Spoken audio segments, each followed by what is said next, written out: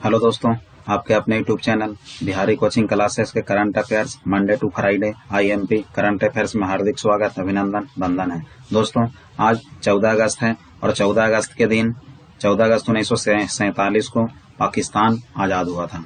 तो पाकिस्तान में आज दोस्तों आज़ाद हुआ था। तो आज पाकिस्तान में यानी कि 14 अगस्त को स्वतंत्रता दिवस मनाया जाता है। 14 अगस्त पाकिस्तान की स्वतंत्रता दिवस है और कल 15 अगस्त को हम लोग भारत की स्वतंत्रता दिवस मनाएंगे। तो ठीक है दोस्तों, यानी कि आज 14 अगस्त को पाकिस्तान का स्वतंत्रता दिवस है और 15 अगस्त को अपनी स्वतंत्रता दिवस है। तो चलिए दोस्तों, आज 14 अगस्त के करंट अफेयर की शुरुआत आज के क्वेश्चन 1 से हम लोग कर रहे हैं। चलिए दोस्तों, आप क्वेश्चन नंबर 1 देख रहे हैं। दोस्तों, आज का क्वेश्चन नंबर पहला है, T20 क्रिकेट वर्ल्ड कप 2021 बहुत शानदार T20 वर्ल्ड कप 2021 किस देश में आयोजित किया जाएगा? ऑप्शंस दिए गए हैं। पहला ऑस्ट्रेलिया, दूसरा न्यूजीलैंड, तीसरा भारत और चौथा इंग्लैंड। आपका सही जवाब जो है वह है ऑप्शन C3 भारत। आपका बिल्कुल राइट जवाब है। चलिए दोस्तों, अब हम लोग क्वेश्चन नंबर 2 देखते हैं। क्वेश्चन नंबर 2 आज का है, अंतर्राष्ट्रीय थर्मोन्यूक्लियर प्रायोगिक रिएक्टर संगठन, जिसको हम लोग ITER बोलते हैं, के सत्र का आयोजन हाल ही में किस देश में किया गया है? 4 देश का नाम दिया गया है। पहला भारत है, दूसरा रूस है, तीसरा फ्रांस है और चौथा जो है वो चीन है। तो इसमें आपका सही जवाब है ऑप्शन C3 फ्रांस। बिल्कुल राइट जवाब होगा। चलिए दोस्तों, इससे संबंधित मुख्य बिंदु की ओर हम लोग बढ़ते हैं। दोस्तों, इस आयोजन का उद्घाटन फ्रांस के राष्ट्रपति, वर्तमान में फ्रांस के राष्ट्रपति कौन है? तो इमैनुअल मैक्रो ने किया था। चलिए क्वेश्चन नंबर 3 देखते हैं हम लोग। क्वेश्चन नंबर 3 है, 8 अगस्त 2020 को भारत छोड़ो आंदोलन की कौन सी वर्षगांठ मनाई गई?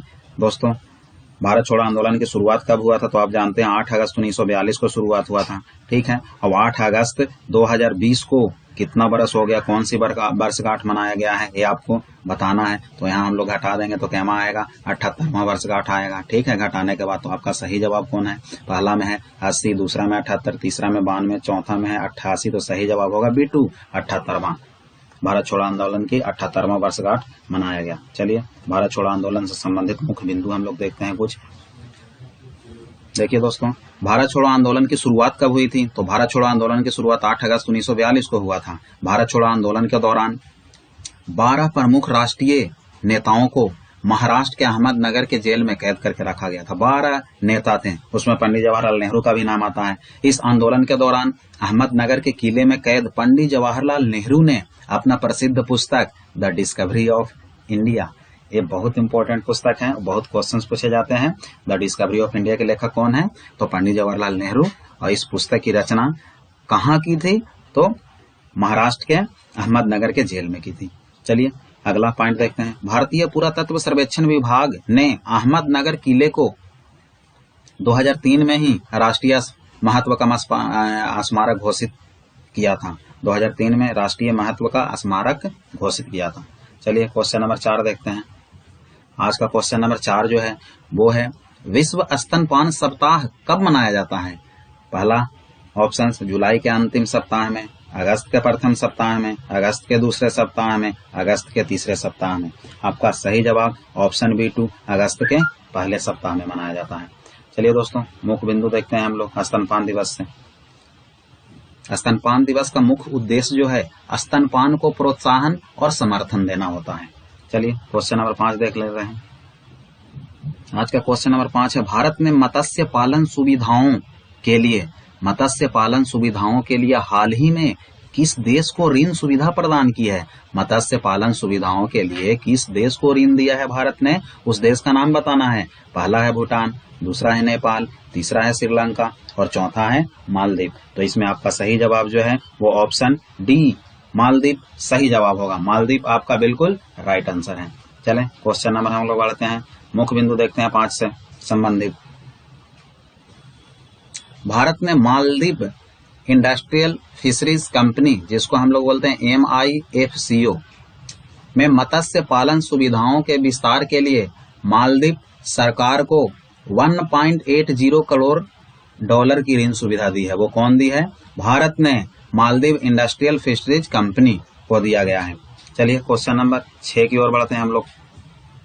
क्वेश्चन नंबर 6, भारत ने महिला विश्व टीम स्क्वाश चैंपियनशिप 2020 में कोविड-19 महामारी के कारण इस प्रतियोगिता में शामिल नहीं होने का फैसला लिया है।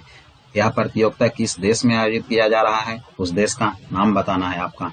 ठीक है, स्क्वाश चैंपियनशिप 2020 किस देश में आयोजित किया जा रहा है। पहला ऑप्शन है जो कि जापान है, दूसरा ऑप्शन थाईलैंड है, तीसरा ऑप्शन आपको जो दिया गया है वो मलेशिया है, और चौथा ऑप्शन है चीन।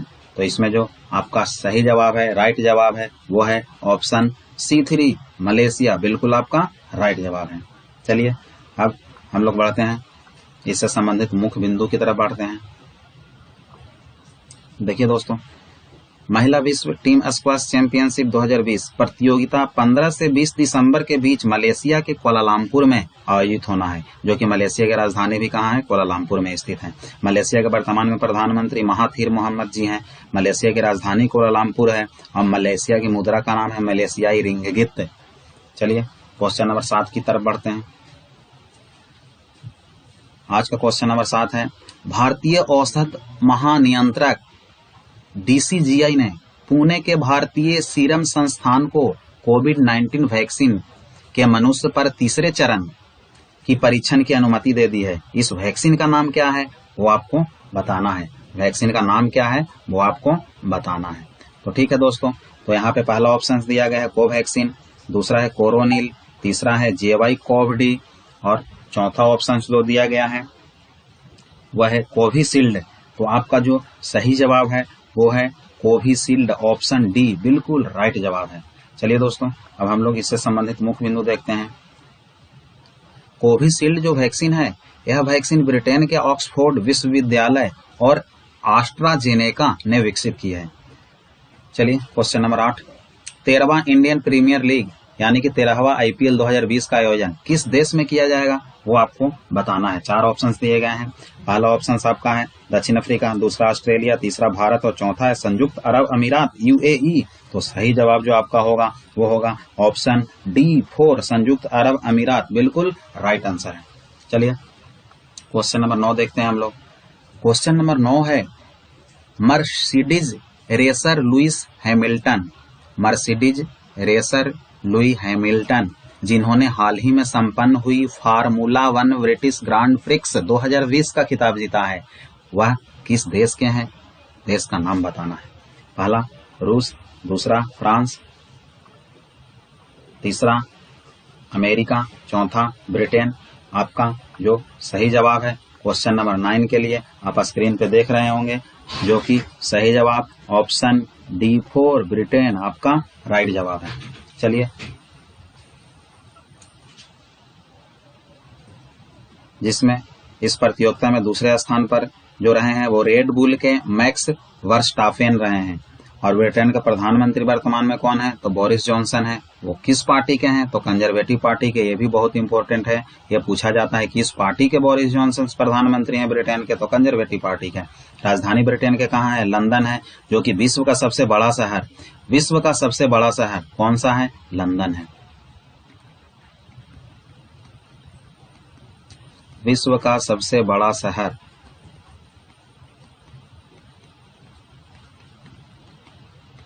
लंदन है। और लंदन किस नदी के किनारे बसा है, तो लंदन जो है वो टेम्स नदी के किनारे बसा है। बहुत इंपॉर्टेंट क्वेश्चन है, लंदन टेम्स नदी के किनारे बसा हुआ है। और लंदन यानी कि ब्रिटेन की मुद्रा का नाम क्या है, तो ब्रिटेन की मुद्रा का नाम पाउंड है। चलिए दोस्तों क्वेश्चन नंबर 10 देखते हैं हम लोग। आज का क्वेश्चन नंबर 10, अमेरिका की अंतरिक्ष एजेंसी नासा का फुल फॉर्म क्या होता है, आपको पता है, मैं बहुत बार बता चुका हूं, national aeronautics space administration NASA का फुल फॉर्म होता है। अमेरिकी अंतरिक्ष एजेंसी है।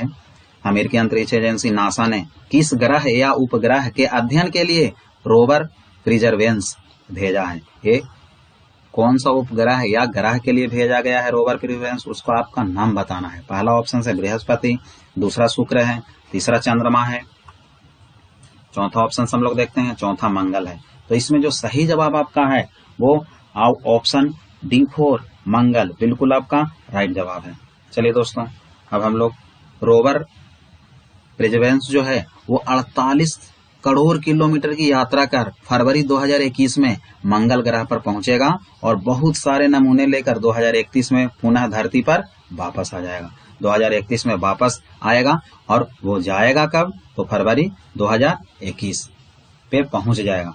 चलिए दोस्तों, अब क्वेश्चन नंबर 11 जो होमवर्क के रूप में आपको क्वेश्चंस दिया जाता है, उसको देखने से पहले हम लोग देख लेते हैं 13 अगस्त के होमवर्क का जिस छात्रों का सही जवाब आया है उनका मैं पहले नाम ले लेना चाहता हूं। तो 13 अगस्त का जो क्वेश्चन था वो था सेल का नया अध्यक्ष किसे बनाया गया था? सेल का नया अध्यक्ष, सेल का नया अध्यक्ष किसे बनाया गया था वो बताना था आपको, जिसमें पहला ऑप्शन था अतुल भट्ट, पहला ऑप्शन था। दूसरा था राकेश तुमाने, और तीसरा ऑप्शन था सोमा मंडल,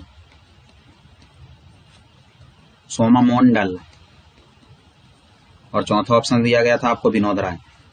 तो इसमें सही जवाब जो था, सही जवाब विनोद राय, इसमें सही जवाब था ऑप्शन सी सोमा मंडल, बिल्कुल राइट जवाब था। और ये जवाब जो सबसे पहले सबसे फास्ट जिनका आया है उनका नाम है राहुल यादव। राहुल यादव का सबसे फास्ट और सबसे तेज जवाब आया था। तो ठीक है दोस्तों, मेरे तरफ से और जितने भी छात्र का सही जवाब आया था राहुल यादव को भी मेरे तरफ से बहुत बहुत शुभकामनाएं। आप ऐसे ही फास्ट जवाब देने की कोशिश करें और बिल्कुल एकदम जो स्पीड पकड़े हुए हैं उस स्पीड से भी ज्यादा स्पीड से पढ़ाई करने की कोशिश करें। चलिए दोस्तों, अब आज का जो होमवर्क है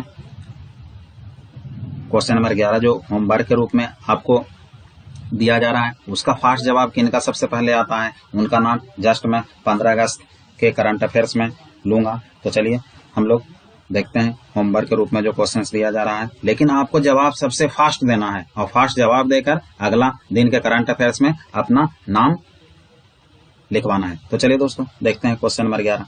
आईसीसी के ताजा टेस्ट रैंकिंग में प्रथम स्थान पर कौन सा खिलाड़ी है वर्तमान में, वो बताना है। बहुत इंपॉर्टेंट क्वेश्चंस है और ये क्वेश्चंस का जवाब हर एक छात्रों के जहन में होना चाहिए, क्योंकि क्रिकेट क्या है सबसे बहुत ज्यादा लोग पसंद करते हैं। लोकप्रिय सबसे ज्यादा तो नहीं है, क्योंकि सबसे ज्यादा लोकप्रिय खेल तो फुटबॉल होता है, लेकिन फिर भी क्रिकेट लोग इंडिया में बहुत ज्यादा पसंद करते हैं, तो सबके जहन में इसका आंसर होगा। तो आईसीसी के ताजा टेस्ट रैंकिंग में, टेस्ट रैंकिंग की बात चल रहा है, प्रथम स्थान पर कौन सा खिलाड़ी है तो आपको बताना है वर्ल्ड में। तो देखिए इंटरनेशनल क्रिकेट काउंसिल की बात चल रहा है। तो पहला ऑप्शन है विराट कोहली, दूसरा है रोहित शर्मा, तीसरा है स्टीव स्मिथ और चौथा है केन विलियमसन। आपका सही जवाब का इंतजार रहेगा। ठीक है, जितना फास्ट जवाब देने की कोशिश करें और बिल्कुल जिस स्पीड में पढ़ाई कर रहे हैं उससे और स्पीड बढ़ाने की कोशिश करें। ठीक है दोस्तों, आप लोग के लिए बस आज के लिए इतना ही। नमस्कार, धन्यवाद।